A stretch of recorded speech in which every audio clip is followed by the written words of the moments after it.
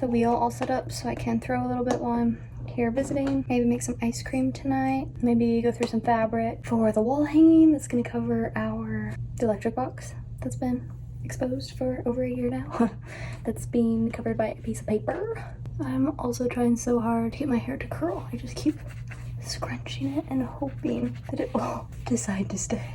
I don't like putting product in my hair, so I just want the curls, but without any product. I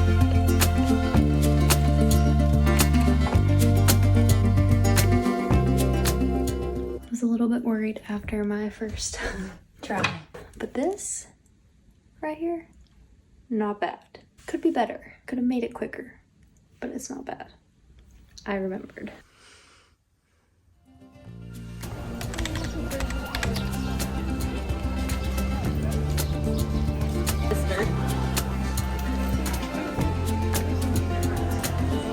So many good books.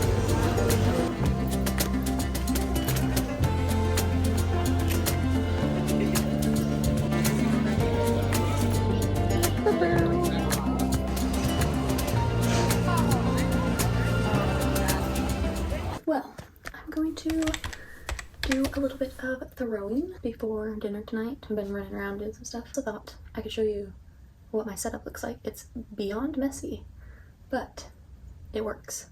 So what I do is I have a big sink, or it's a double sink. So I have a big bucket in one side of the sink, and then the other side's empty. So anytime I need to wash my hands, that bucket's usually filled with water, and I rinse my hands there and to get off as much clay as possible, and then I wash them in the sink, the other side. And then I also keep a big bucket of dry scraps that I reclaim later. And so then when I'm throwing, I always have a bucket of water with me, and then depending on how good I am at throwing that day, there's either a lot of clay scraps on bad days and not very much on good days. And so then what I do is it's upstairs, and so it gets really, really hot. So I just let those buckets dry out, and then once they're dry, I dump them into the dry clay bucket. If they have a bunch of water in it, you let it sit for a while and it separates, and so then I just dump the clean water off, and then all of the sludgy stuff stays in the bottom, and then that's what sits on the counter, and when that dries, I put it into the dry clay bucket. I think that's mostly what I do. So this is the bucket that sits in the sink, so it's like a double sink. Usually it's full of water. You can see that there's some water in there now, and like it all settles to the bottom, and then this stays empty.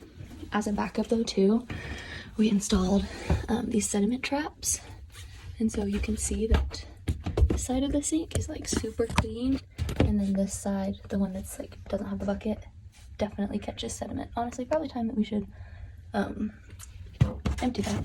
When I throw, this is where I keep a bucket. So this has been sitting from the other night, and you can tell there's like a little bit of water here.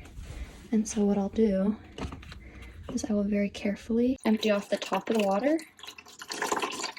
So you can see it's like draining clear water there. If you can hear me with the noise, all that water. And then once it starts to be like the clay sludge, then I just usually set it on the counter, and it'll dry up. So maybe in a few days. Honestly, could be by tomorrow it'll dry. This is my dry clay bucket that I just like will collect, and then once it's full, I'll add water and then use this drip attachment and mix it all up. And then I just set all of my pieces over here to dry. So that's all of my clay storage down there. Kind of messy, but it works. Like ice cream buckets work so well for throwing in the winter time. So the room that I throw in is upstairs in a part of the house that doesn't get good AC. So in the summertime, it's the warmest part of the house, and then in the winter, it's the coldest part of the house. So in the winter when you throw, I would have to turn on the sink and let the water heat up, so I had like hot water, otherwise my hands would be frozen. And I also had like a space heater that I would turn on. But yeah, kind of funny memories.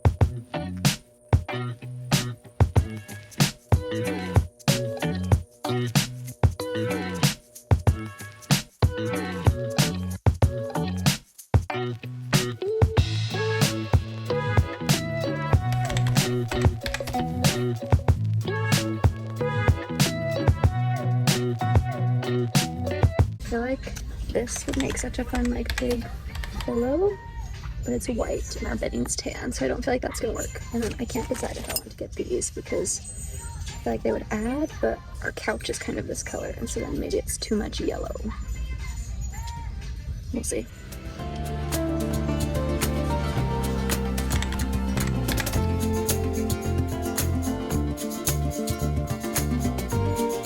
It was so sad. I thought I found an ice cream machine. It was a rice cooker. That was really sad. And then yeah, I just like had to keep telling myself like, you're flying home, you're flying home, you're flying home. You don't have room in your bag, you don't have room in your bag. And just like not really look at much. But yeah, ended up grabbing these yellow pillow covers because I feel like they could add a pop of color. I'm hoping they're not too warm. They might be, but it was $3, so worth it, even if I just have a pillow cover to help me make my own pattern. Yeah. So that's what I'm thinking there. And then I took a picture of the green stripe because I feel like in theory that could be really cool to have a like really long body pillow that is patterned. So maybe I see some pillow making in my future. The thing is though, to fill the pillows you then have to buy pillows, which cost more money. So they were only $3, and maybe I will just try to stuff an old pillow inside them to save some money to start. We will see. But I have been wanting pillows for our bed. I'm just hoping I don't regret the yellow, but I keep like holding it far away. I don't know. We'll try it. Worth a shot. And then we're gonna go pop into Joann and see if I can find some linen for possibly a wall hanging. So let's see if we can do that.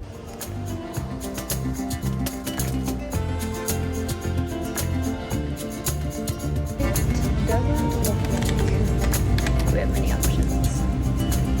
So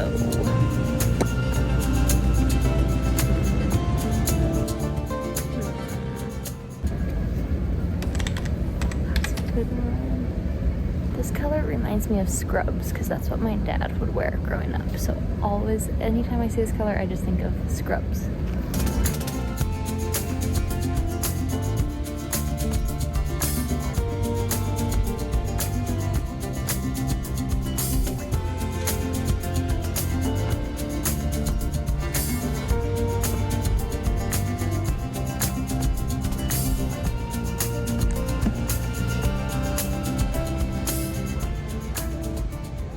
I was not planning on buying that much fabric at Joann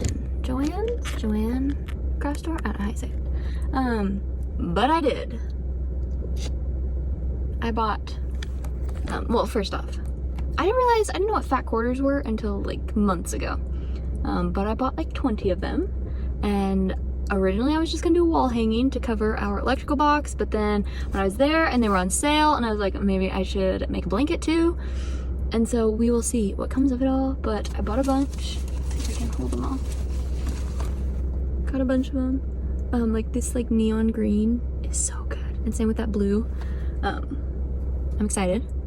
Not sure exactly what we're gonna do, but I'm excited. I also need to go home, and I've got a big fabric stash at home, at my parents' house, and I need to go pick out, they were pink and orange fat quarters, but I already have those colors at home. So I'm gonna go grab those, take those with me, see if I have any other colors that go with this. I'll show you my inspiration. It was DIY Daisy on Instagram. I saw her Patchwork Duvet cover forever ago, and then recently it just like reappeared on my feed, like in the Explore page probably, and then I was reignited and just am wanting checkerboard things. So that's my plan. Worst case, I get it home and start laying them out and then realize maybe I should return them because I can still do that. But yeah, could be good. 18 inches by 21. That's a pretty decent sized piece of fabric. So we'll see. We shall see. And now I'm just gonna jam on the way home and hope that I like these as well. We'll see. It's all an experiment.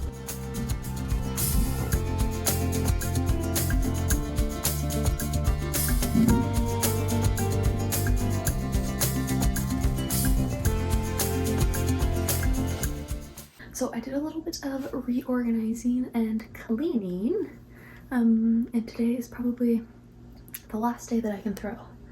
So I'm gonna hop on the wheel, do a few things. Some of my pieces have to be recycled, which is all sad. This is my pile of tools that I want to wash before I go. And then this is kind of like a glimpse of my bucket setup. So you can tell here, this one's like drying, right? Like that'll be crusty in a few days. And then this one's got an inch or so. So this one I could dump in this bucket over here.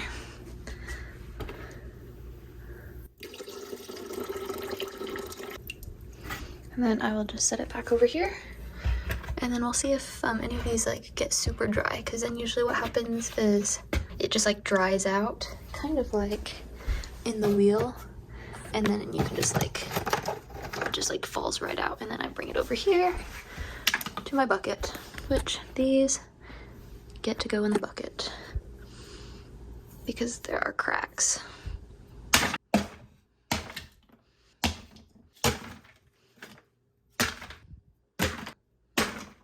The best part, one of the best parts about having your own wheel is you don't have to clean it. If you're ever in a public studio, you have to clean it because other people use it, but I love that I can throw my wheel and let all of it dry up and then just dump it into my reclaim bucket. And then with trimming too, you just trim, let all your dirt noodles dry up, dump it. It's amazing.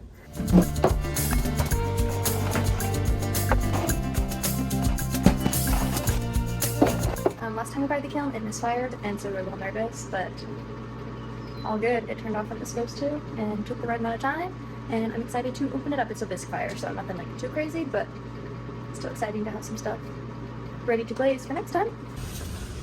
66. Dun dun dun dun. This was the only one I made this week that survived.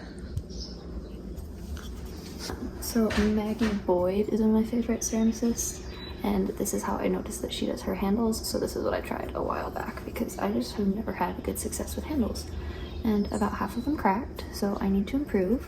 But I feel like as like how to use them, that feels pretty good, better than the other handle. I'll have to show you the other handle I made. Cracked. I don't think it was cracked before. Well, it's still cute. Yeah, and I knew that some of these weren't quite perfect, but I have heard people talk before and just say that, because I feel like with ceramics there's like this dilemma where you make the work, and if it's not really great, you can crush it up and then recycle it. But if you're only firing your really, really great work, then that means that you're testing glazing on really nice, like refined pieces. And so I feel like to grow as a like thrower or a hand builder and progress as a glazer, I feel like you kind of have to be okay firing some work that's not perfect so that you can test your and like practice glazing. Otherwise what would happen is you only fire the really, really good stuff, but then you don't have time to practice glazing, and so then it seems like it would be imbalanced. So that's kind of why I even fired some of these that were cracked. Like even just like this is like helpful to know that like, okay, that's so tiny, you can't fit 2 fingers in there. Like this one's a way better size. It's like, even though it's not 100%, I feel like it's just helpful. Even though like this is the one that's cracked. But like now I know like, oh, that's the size that I would want. So I don't know, you're just always learning things. It's my last day. So I'm glad I got the kiln fired, but kind of sad too because now I have all this fun stuff that I could start glazing. And I didn't throw as much as I thought that I would. Asterisk, I threw quite a bit, but I wasn't very good. So that was a little frustrating, but understandable. It's been over a year since I've been on a pottery wheel, but still frustrating to get on and not be able to do things that I used to do. So yeah. Let's go check on the stuff upstairs, and then I should probably hop back on and do some more work.